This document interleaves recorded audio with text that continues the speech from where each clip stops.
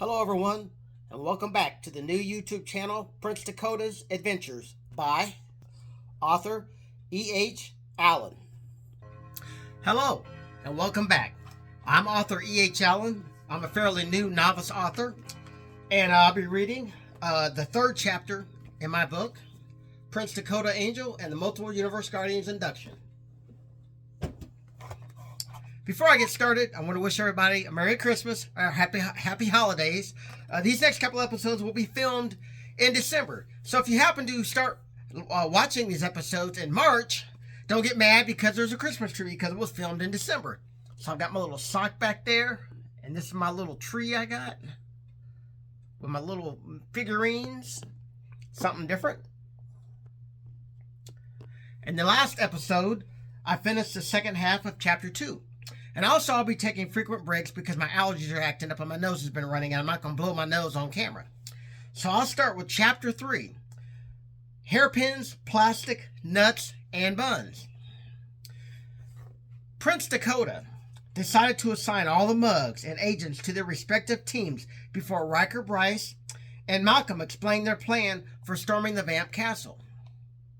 While they were studying the castle scanner holo image, Dakota asked Bryce to call the mug counterparts of the MCIS agents and have them come over to meet Director Vance and the others. Everyone glanced up when they saw additional mugs walking towards them with their battlesuit helmet systems fully engaged. Agent Deeks had a half grin on his face as he looked at Dakota. New paragraph. Let me guess. You want us to try and figure out who our younger counterparts are without seeing their faces. Agent Deeks said with a hint of annoyance as he shook his head slightly at the zany games Prince Dakota liked to play on people. Now you're starting to get it. You should see the tricks I play on the mugs when they're on a search mission for me, Prince Dakota said with a devilish grin. Hetty was unable to keep a wry grin off her face at hearing how often he made his super soldiers train. He no doubt wanted them to hone their powerful abilities given to them by the UA beings. New paragraph. Oh, I can imagine all the tricks you throw at them. I'm going to see if I can figure this out right quick, Agent Hannah said with a slick grin as he studied their counterpart mugs carefully. They were standing calmly with their arms at their sides while staring straight forward. Even if the darkened helmets glanced in an agent's direction, might identify the person. Prince Dakota had instructed them to do that to cover up any unique body language that might give away who they were. They were also all different heights, but that told Hannah and the others nothing, since they had no idea how old the counterpart mugs were. For all they knew, the shortest one could be Hannah's counterpart, since he didn't go through a growth spurt until later in his teens. When he was a preteen, he was pretty short. New paragraph. Oh, you're going to figure this out right quick, eh? Agent Callan asked, with mock irritation, as he looked at Agent Hannah like he was high on drugs. Agent Deeks and Agent Bly just smirked as they glanced at each other. Hannah and Callan were always in some kind of competition. Deeks and Bly glanced at Prince Dakota to see him with a wry smirk on his face. Hetty obviously told him about the two agents' competitiveness. That smirk on Dakota's face also told Bly, Hetty, Dr. Wade, and Director Vance that something else interesting was at play. I'm going to take a quick break and then I'll continue. Welcome back. Next paragraph. Your Majesty, do we get any hints? Dr. Wade asked smoothly as she grinned sweetly at him. The other agents snapped their heads to look at her with slightly shocked expressions, like they'd forgotten they could ask. Of course you do. I was waiting for someone to ask. And since you asked first, you may go first. But if you're wrong, then we'll go to the next person, which will be Director Vance since he's the boss, and so on, Prince Dakota said as his smirk widened into a grin. And the hint is? Agent Deeks asked with raised eyebrows. I'll tell you their ages. Dr. Wade, your counterpart is 12. Prince Dakota said with that wacky grin still on his face. He was no doubt enjoying this. Dr. Wade studied the mugs carefully for a few moments before she made a decision. General Carter was certain Wade would get it on the first try. She was too smart of a person not to. New paragraph. That one. That's my counterpart, Dr. Wade said with a grin still on her face as she pointed at the fourth tallest counterpart mug. Bryce, Riker, Malcolm, and the quads were enjoying this and were unable to wipe half grins off their faces. For once, their boss was playing games with someone else. Agent Deeks chuckled and shook his head slightly when Prince Dakota's grin widened a bit more. Deeks was certain Wade was correct. New paragraph. Okay, let's see what's behind door number 1, Prince Dakota said with a wacky grin as he nodded once to let the one Dr. Wade picked know she could remove her helmet. But the agents all knew she was correct, or else Dakota would never have told the mug to remove the helmet. Wade and her colleagues were in awe as the helmet slid away from top to bottom like deconstructing puzzle pieces to reveal a very pretty, grinning 12-year-old girl with a dark blonde complexion. Her shoulder-length hair was tied up in a bun with a long 24-karat solid gold hairpin. The end of the pin had a sparkling gold star attached to it. She was quite tall for her age, and they guessed she'd gone through an early growth spurt, since most people were taller than the adult Dr. Wade. Her mug counterpart was named Lynetta instead of Loretta. Even though Lynetta was only 12, she was already starting to fill out and was starting to look like a grown woman with quite the cleavage. New paragraph. That's a very nice gold hairpin. I never owned anything like that when I was 12, or even now, as a grown woman. It looks expensive, Dr. Wade said with a wry grin as Lynetta walked up and shook her hand. Not really. His Majesty got it for my birthday, Lynetta said with a wider grin as she glanced at Prince Dakota. Indeed, Dr. Wade said with a raised eyebrow as she glanced at a grinning Prince Dakota. Wade's and everyone else's eyes were suddenly studying the priceless gold pin. I did, but I certainly didn't make it. I have a royal jeweler for the job. I give a gift to every mug on their birthdays. And because there are over 1,000 of us, I've designated assistants to help me with the continuous gift giving. That pin is made from gold that I mined in an outer space location. That pin is made from gold that I mined in an outer space location that I'll keep on the down low for now, Prince Dakota said with a brief shrug as he grinned again. Agent Deeks just looked at him. New paragraph. Oh, somebody's being elusive, Agent Deeks said with a wry smirk. Yeah, it's what I do. I take it gold isn't the only thing you've mined, Agent Deeks said with a raised eyebrow.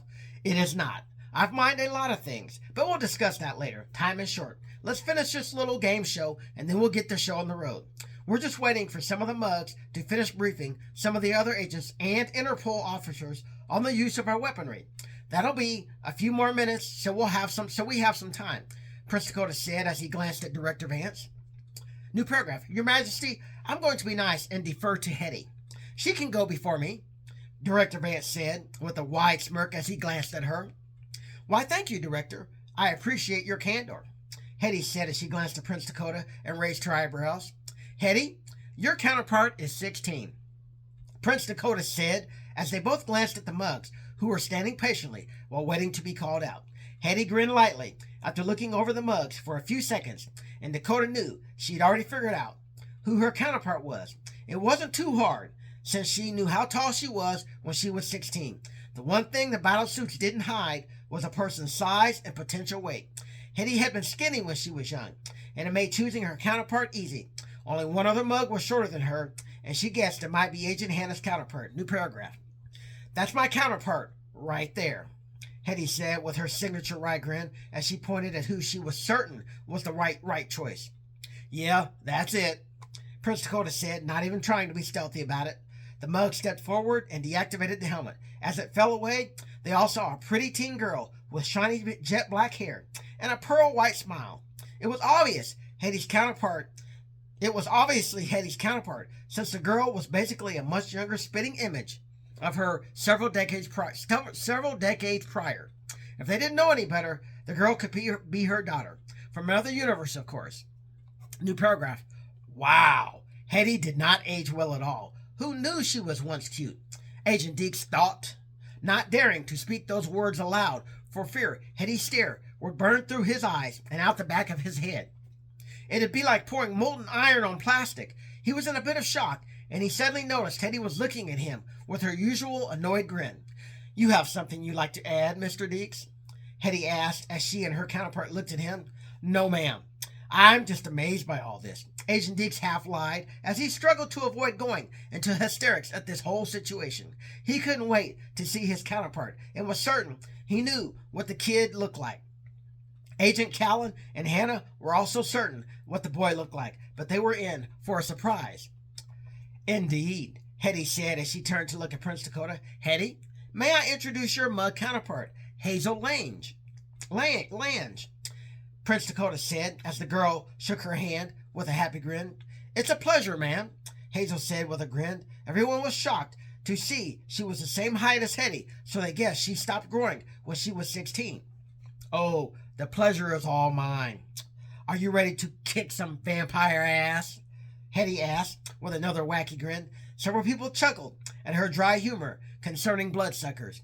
Yes, ma'am, Hazel said as she briefly giggled. And on that note, on to the next, Prince Dakota said as he once again glanced at Director Vance, who once again deferred to another person. Show of hands. Who here would like to see Agent Diggs' counterpart next? Director Vance said with a wry grin as he held up his hand. The other agents quickly raised their hands as they grinned at Diggs. Everyone, I'm going to take a quick break, then I will continue. Welcome back. Oh, that's cute. But I have to warn all of you, I was ridiculously cute when I was young. Still am, actually, Agent Diggs said with a brief shrug. Agent Bly just rolled her eyes and snickered at his smarmy ways. Vain much? Agent Bly asked as she shook her head in amazement at his conceited words.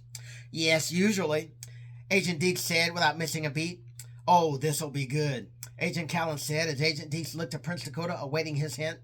He's 17, Prince Dakota said simply as he gestured at the counterpart mugs.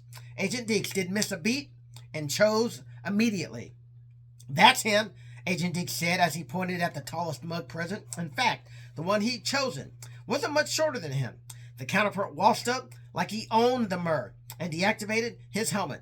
As soon as the boy's entire head could be seen, Agent Bly was flabbergasted. Diggs had been correct. He'd been very handsome when he was a teenager.